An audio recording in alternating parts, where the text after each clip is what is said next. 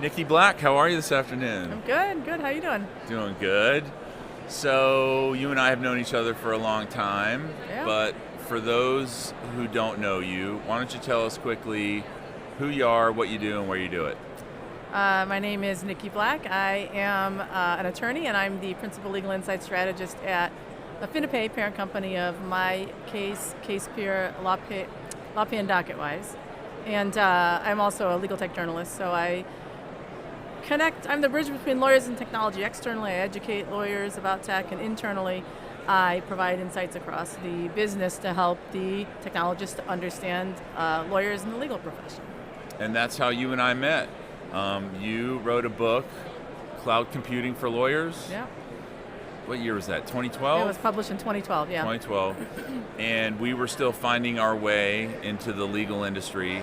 And you live in Rochester. I do. And my wife lives in Rochester, so Yeah. we came up, met you for a At coffee. a Starbucks, I remember. Yeah.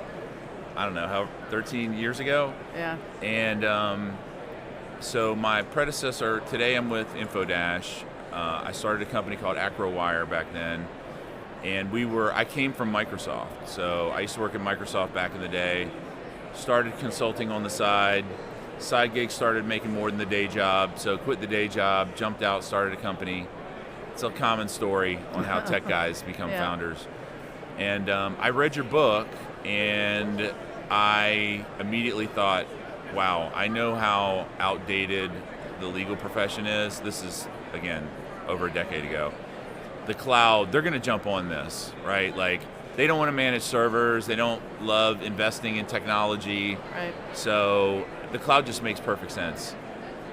And man, was I wrong about the timing around that. I was too. Yeah. Thought it happened quicker than it did.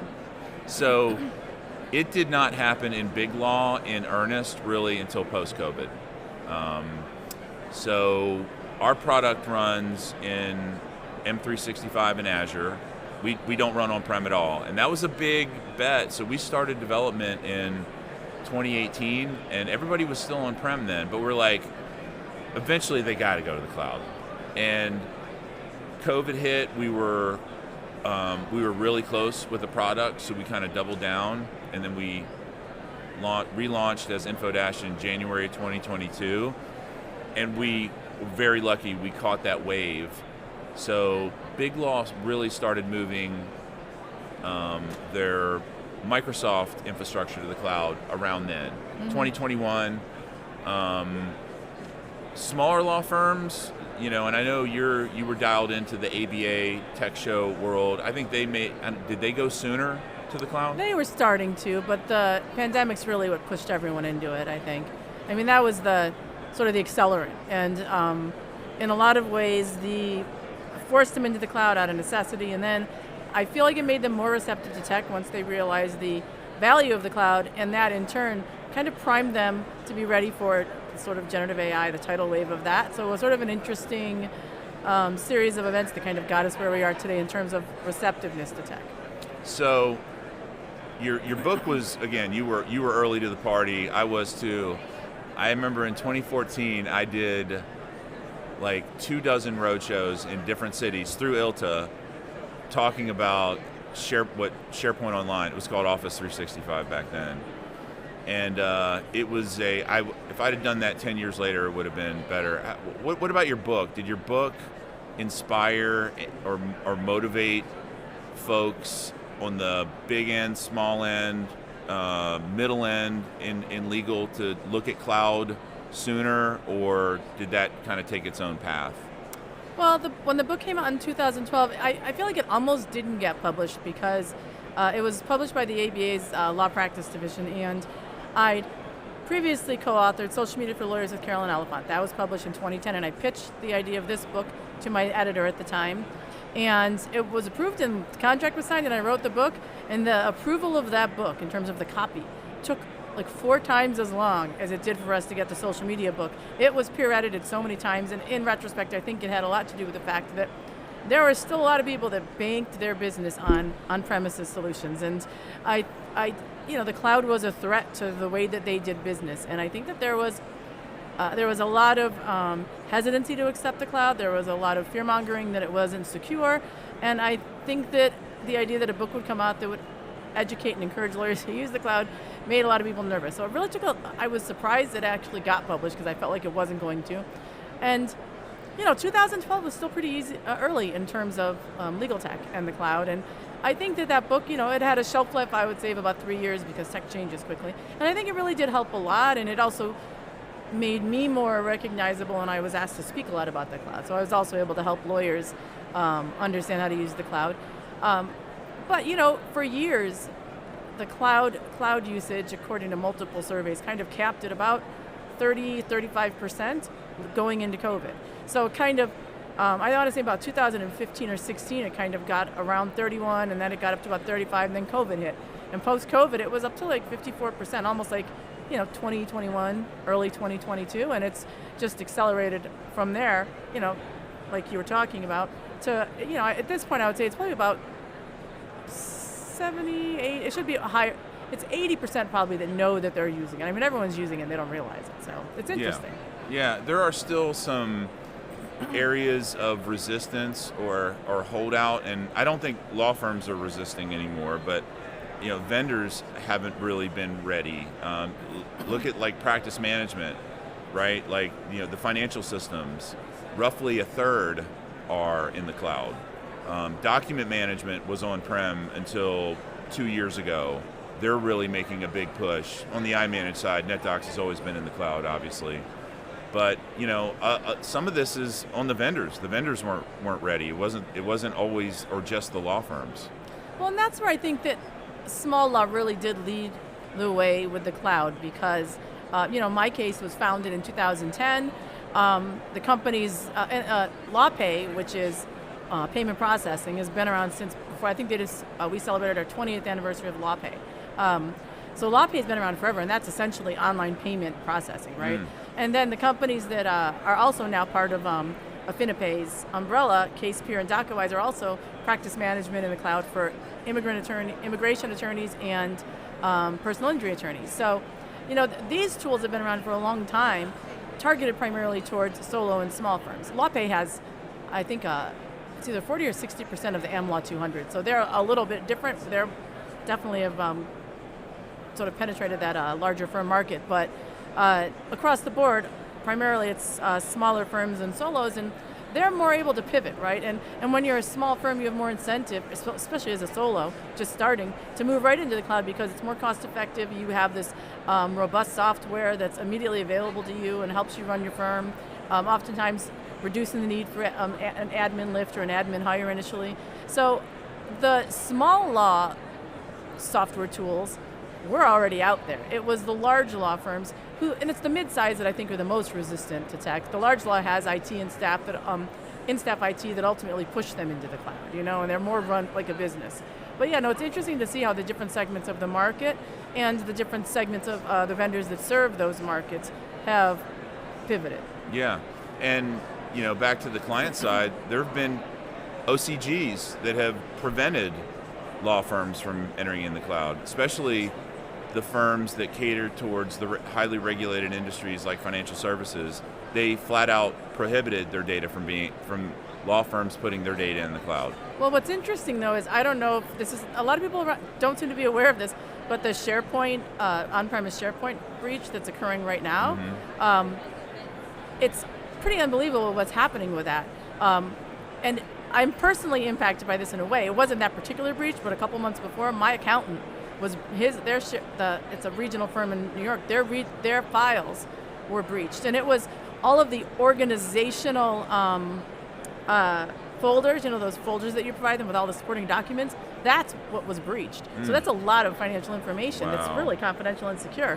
And so, but that same thing is now happening because of this more large-scale breach. It's only on-prem SharePoint, and it's Chinese hackers are breaching it. It still hasn't been, last I knew, fixed. So they've had two patches. The first patch didn't work.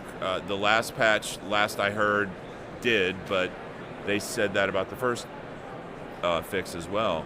Yeah, so it is crazy to me that, so we only run in SharePoint Online. The last on-prem version of SharePoint was 2019. there is no next on-prem version. It's done. It's already out of mainstream support as of last January, and it's end of life next July. So if there is another hole, Microsoft's not going to patch it after next July. So I'm like out there going, hey, you need to move to SharePoint Online, even if you don't use Infodash. You have to get off-prem, and it takes time. You have to pick a vendor to help you. You have to create a plan around your migration. You should be starting now, not next quarter, definitely not next year, but you need to start thinking about that now. Yeah, the number of businesses and governmental agencies that were impacted by that, it was like, if I recall, like 300 or 400 businesses, and some of the governmental agencies included one of them was like the nuclear something, I can't remember, it was like the Office of Nuclear something. Like it was not a good thing, and it was pretty unbelievable to me because I've been saying for years that the cloud is more secure at this point than on-prem solutions because of all those, because of they're not supported, because of all the unpatched vulnerabilities, and because people don't have people on staff to know how to deal with it anymore. 100%, yeah. I mean, that always blew my mind that OCGs would mandate that a firm not put their stuff in Microsoft's hands as opposed to a law firm's hands, right? Who's going to be better at locking that down, Microsoft or your law firm IT department? It's going to be Microsoft. Right. And Amazon and Google, and Amazon makes their money from the cloud storage, not from their consumer website. That's not where their money actually comes from. It comes from the cloud storage solutions they provide to businesses all across the country and the world. And so I think people don't necessarily realize that. But I mean, the cloud is, nothing's 100% secure, but it's far more secure than any on-prem solution for the vast majority of businesses. Totally. What about how are you seeing similar patterns with AI in terms of adoption? Like, how do you see AI adoption across large, mid, and small law? Is it evenly distributed? Is one size or one end of the market have better or faster adoption than another? Well, so I'm glad you asked that. At AffiniPay, we have a legal industry report that's been published annually. I think this is our 4th year, and I'm the author of that report. And what it does is it tackles sort of trending issues and then also understanding how lawyers are using different kinds of software and the benefits that provides them. And obviously last year and this year, the big issue you really want to do deep dives into is generative AI. And this year we parsed it by practice area, the data, and by firm size as well, depending on the different parts of the report that we were looking at and where I thought the most interesting disparate results would be across those different categories. And with generative AI, what has happened is, just as the tech is accelerating at a sort of unprecedented rate, so too is the adoption compared to what we've seen in the past in legal, right? It's still not what you would think it would be. So this year, it was 31% of the respondents, and we had almost 2,900 respondents across firms of all sizes, more in the smaller and mid-size than the large. And 31% of the respondents said that they individually were using generative AI at work, in the practice of law or whatever their workflows were within a law firm or legal organization, compared to up from 27% last year. And then for law firms, it was, I think it was 20, it was down 3% from last year, and I think it was 27 down to 24, if I recall correctly. And I think that was primarily because law firms are entering into one-year contracts to try and see what fits, and they're trying to figure out what's going to work best, and the tech is adopting so quickly, or changing so quickly. But what is interesting about that is, so generative AI has been around since 2022 is when it was initially released, ChatGPT. But really 2023 is when 3.5 came out, and that's when you saw the acceleration. So you're talking 2 years at the time that we took this data. So in that time frame, adoption had increased to almost a third, and up 4% from the year before individually. And that's where we sat with the cloud at about 30% from like 2015 to 2020. right? And it took us forever because the cloud had been out long before 2012. The 90s. Yeah, or before 2015. It had been around a long time. Yeah. So the adoption has been much faster, and I think that this year you're just going to see it probably double by next year. And in terms of firm sizes, definitely the larger law firms are investing in it heavily, and solos, and then smalls, and then I would say mid-size. But there's definitely interest across the different segments, for sure.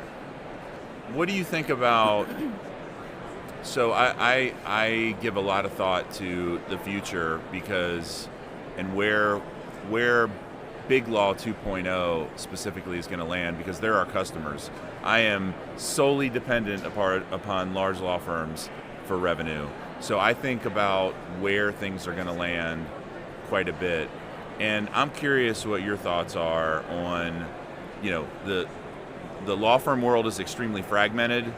The top 5 law firms control 6% of total revenue, compared with the big 4 in accounting that have like 90+% of the audit work of all publicly traded companies. So huge difference in dynamics there. But I'm wondering, big, mid, small, how does Gen AI level the playing field and maybe enable challenger firms to really make a play that they may not have had previously? Well, so tech in general has helped level the playing field, including like the cloud. Generative AI, just like everything else related to generative AI, does it more, right? It levels the playing field significantly more than the tech that preceded it. I think that it has the potential, and I've talked to lawyers, it has the potential to significantly do this for the smaller firms, like the boutique firms that spin off from large law, or just smaller firms in general, and also bridging that access to justice. So a couple of examples. I write a ton in this space, and so people email me about my articles, and after one of my generative AI articles, I received an email from a guy who's primarily takes on assigned counsel work. He's a strict solo, like no employees, and he said that because of generative AI, he's able to work so much more efficiently on behalf of his clients, and he can take on a lot more assigned counsel cases than he could before. So it has essentially expanded his practice, and because he's taken on assigned counsels, expanded access to justice, right? And then when it comes to small firms, I think what you're going to see, and this is where the pricing dynamic comes into play, especially these boutique firms that spin off from big law. If they have worked in a large law firm, they understand the pricing structure, they understand how much they made billing hourly for all of these complex cases. So when they spin off, first of all, generative AI helps them be more efficient, and so that they can do more for their clients with less resources, right? I mean, that's essentially what Gen AI does. But the other really interesting part of it is the financial piece, meaning if you have generative AI applied to your practice management or billing software, so when the tools that your firm's already using for practice management with billing included, or just billing software, once you have tools in there that will allow you to take all of that data, all of your law firm's billing data for past cases, and query it as you can, like conversationally with generative AI, and ask it, take a look at all of the cases we've handled that, like this one that we're about to take on, and analyze how much did we charge, what was our profit, how long did it take for the case to come to resolution, and then predict for me what would be a reasonable and profitable competitive fee, flat fee or some alternative fee structure that we can apply to this case that can undercut our large firm competitors, that will make them want to hire us. And it's also more client friendly. They want to know what they're going to spend rather than have to deal with all this billable hour BS, that makes them feel like just an endless bucket of money is they're hemorrhaging cash to this law firm. So not only is it going to help them be more efficient and provide better service, it's going to also allow them, as the software develops and the AI becomes more sophisticated within those systems, actually predict competitive pricing that's also going to be profitable and help them be more competitive in the marketplace overall. So it's a really interesting time in terms of that. I love it. It's a fun time to be associated with the industry. Like, there's a ton of change, and change makes people uncomfortable, but you got to get comfortable being uncomfortable. I think that's the reality. The best you can. Well, all right, just last question before we go. How do people find out more about your work, what you're writing about, and so forth? Probably the best place is to follow me on LinkedIn. I will share my articles as I write them, and I also have a newsletter called Legal Tech Reality Check that I launched in mid-November that has over 27,000 subscribers, which I'm, had I known that those subscribers would be made public, maybe I would have thought twice about launching it, but I didn't think about that. So fortunately, I actually got subscribers. It'd be kind of sad if I had like a couple hundred right now. But so that's a great place to follow too, because in addition to rounding up the articles I've written or the podcasts I've been on over the past week, I also highlight a lot of AI news and legal tech news in a very humorous way, if I may say so myself. People tell me that they think it's really funny. And also some industry news. So like usually I cover 3 or 4 big announcements from the industry. So it's just a great place to check in and get some news highlights every week as well. I'm a subscriber, and we got to get you on the Legal Innovation Spotlight podcast sometime soon. Yeah, I'd love that. That'd be great. All right, well, thanks for joining us today. Yeah, thanks for asking me to be here.